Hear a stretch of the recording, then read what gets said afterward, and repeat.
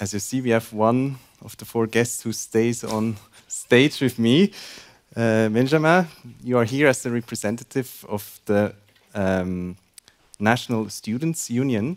And to wrap up our conference of today, you will actually conduct an interview. And your guest is Alexis Balliman. Please come up.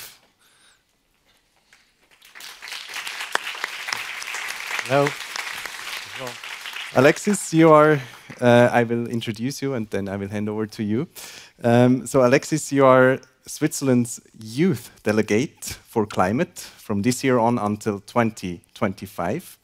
In this official role by the Swiss government, you will, among other things, accompany Swiss delegations to UN conferences and bodies on climate. Besides that, you are students at the University of Basel in sustainability studies, and you're also a member of the executive board of Swiss Youth for Climate. So I'm extremely excited and thrilled to have you with us together with Benjamin, and I don't know what you're going to be talking about, so I'm really curious, and the floor is yours. Thank you. Thank you. Merci beaucoup. Voilà pour toi. Merci. Donc je vais donner tout de suite la réponse de notre sujet de discussion actuel. Ça sera au niveau du numérique et de la durabilité. Comme vous avez pu le voir aujourd'hui, on a beaucoup utilisé le numérique. On a toujours été sur nos smartphones pour répondre à telle ou telle question, savoir si, pour faire des sondages, pour poser des questions. Mais comment vois-tu, toi, cette relation, justement, Alexis, entre la durabilité et le numérique ? Merci pour cette question. Donc on a choisi ce thème-là parce qu'on se disait que ça changerait un petit peu. Donc j'ai envie de commencer par dire que moi, la relation entre le numérique et la durabilité, je le vois un peu comme la relation entre le monde de l'économie et la santé. Donc si on les coordonne bien, ils peuvent être mutuellement bénéfiques, mais si on a une qui prend le dessus sur l'autre, c'est la cata et je vous laisse deviner laquelle. Donc c'est comme ça que je vois pour commencer. Après, il faut être conscient aussi qu'on a différents points dans la durabilité et le numérique. Et en fait, on a un peu une relation duale. Donc on peut avoir de la digitalisation durable, où là on utilise la digitalisation pour le développement durable comme outil, donc pour réduire les émissions, pour optimiser la logistique. Mais on peut aussi avoir de la durabilité digitale, qui serait là plutôt le savoir qu'on a sous forme digitale, qu'on doit garder en tant que ressource pour la société, donc le libre accès à l'information comme Wikipédia. Donc je pense que c'est une relation qui est extrêmement complexe, comme on le voit ici, de manière générale pour la durabilité. Disclaimer, la durabilité, on ne peut pas la définir comme ça, juste de manière générale, c'est chaque fois dépendant du contexte, des acteurs et du moment.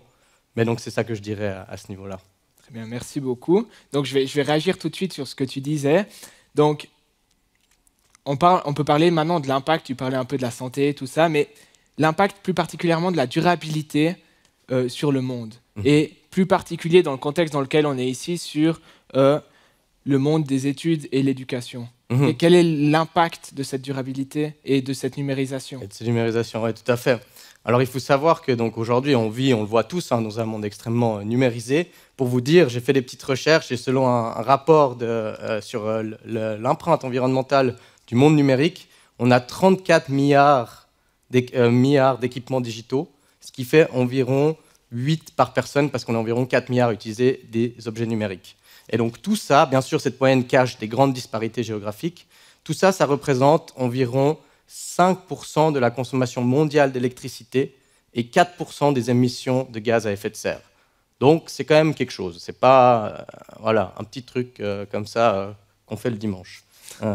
Donc ça, c'est un point. Et puis pour venir sur les téléphones, ça je trouvais aussi assez intéressant, selon un site, le Green Spector, en 2020, la consommation mondiale des téléphones, elle représentait la consommation annuelle d'un pays en termes d'électricité comme l'Équateur ou l'Irlande. Donc c'est vraiment beaucoup. Et puis en tête de cela, on a notamment les applications mobiles, comme celle qu'on connaît, TikTok. Alors attention, il y en a d'autres, mais Instagram et Facebook consomment un peu moins. Donc si vous voulez transmettre à votre communauté vos accomplissements incroyables, mais de manière durable, c'est mieux d'utiliser Facebook et Instagram plutôt que TikTok. Et là, au final, je pense qu'on peut y voir du bien à vieillir à quelque part, parce que même moi, je ne comprends rien à TikTok. Donc voilà, n'hésitez pas à utiliser plutôt Instagram ou Facebook et lâcher TikTok si c'est le cas encore aujourd'hui. Voilà, puis sinon, je vais vous donner un exemple un peu plus concret avec l'enseignement pour pour te faire comprendre et vous faire comprendre à quel point c'est complexe d'analyser l'impact et si c'est plus durable ou non d'être numérique, on a l'exemple du livre et de la liseuse, du e-book.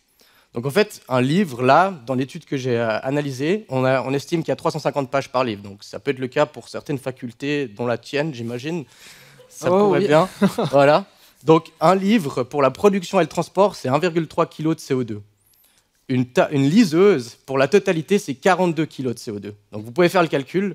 C'est à partir du 33e livre que la liseuse est plus efficiente en termes de carbone que le livre. Donc ça, c'est bon à savoir pour les professeurs ou en fonction du matériel de cours que vous voulez utiliser.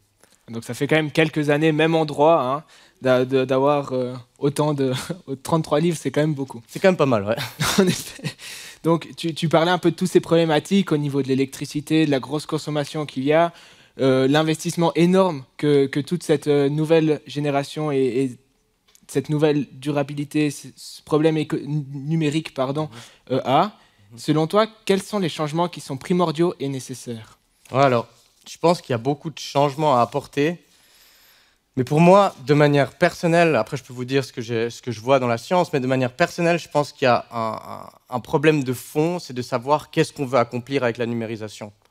Est-ce qu'elle est là pour servir une société aux besoins grandissantes, une économie avide de profit et d'économie d'échelle, ou un développement de notre société durable qui correspond aux normes sociales qu'on définit pour que chacun et chacune puisse vivre dans le bonheur, concrètement. Donc je pense qu'il y a une question normative derrière l'utilisation de la numérisation et de savoir à quel but on veut l'utiliser.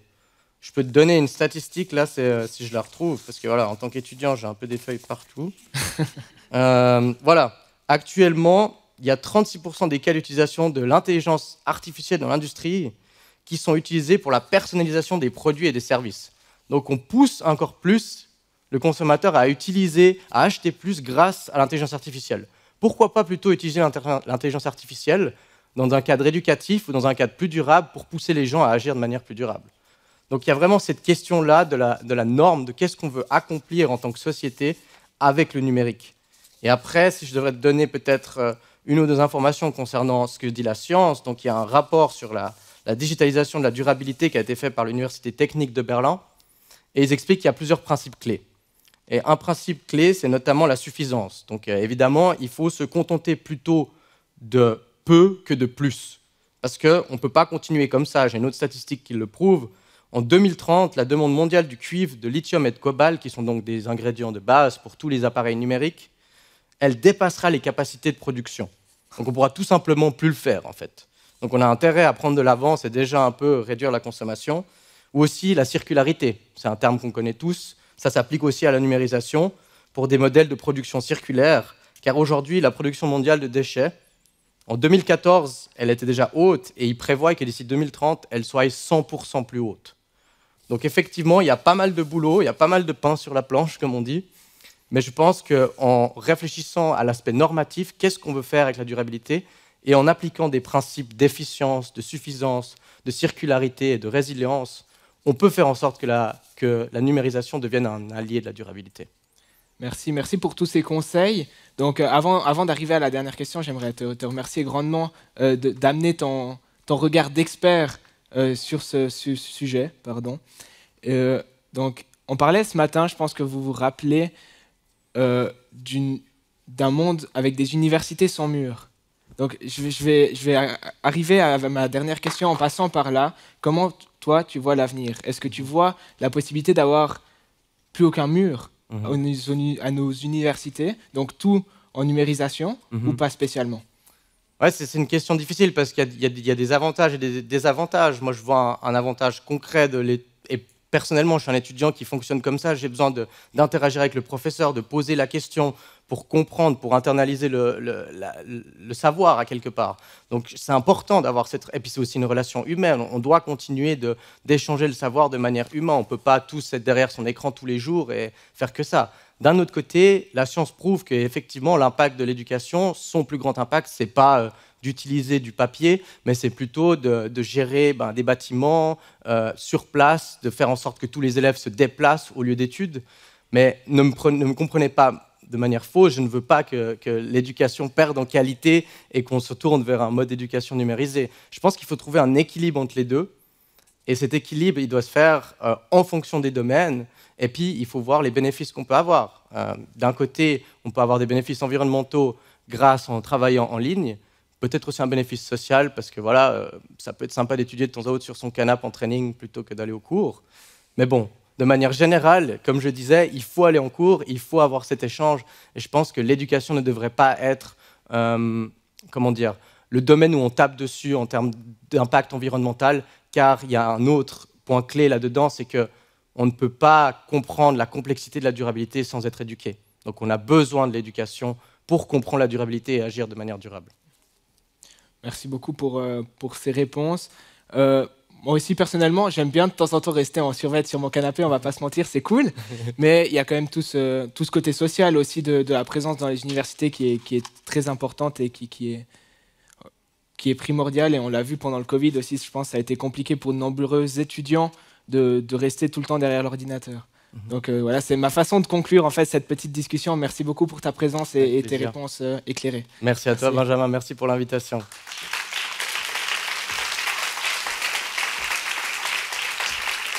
Merci, c'est très aimable. Merci Alexis et merci Benjamin. I wanted to come up with a last call out of these figures and thoughts around software, hardware. I think it was very stimulating, interesting. I don't have a conclusion, but to tell you, let's just, as you said, meet with people, exchange, and have engaged people as you. So thank you for having you as our National Youth Delegate for Climate. Looking forward to follow you the next 2 years. Thank you. Thank you very much. Thank you.